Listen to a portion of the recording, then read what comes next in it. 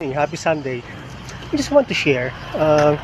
During one of my coaching sessions, one of the mentee asked me about routine. According to the person, he's a little bit bored on the routinary work that he is doing for the last 5+ years, and during the coaching session, I mentioned about the virtue of routine. Uh, just imagine this.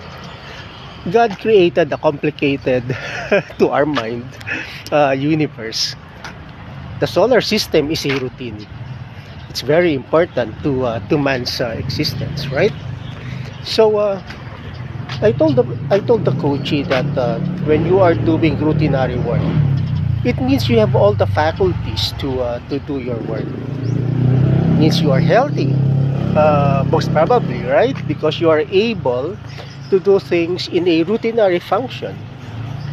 The person who is serving coffee in the boardroom is able to help the CEO in making great decisions. We all know that coffee is very important. So to me, routinary work is a gift from God, and I actually call it a virtue. So if you are doing routinary work, maybe you are a father, throwing trash every morning, or a mother cooking breakfast for your kids, that's a blessing. So routine is a way of God. So imagine if the solar system is not routinary. Imagine the impact. All right? Happy Sunday.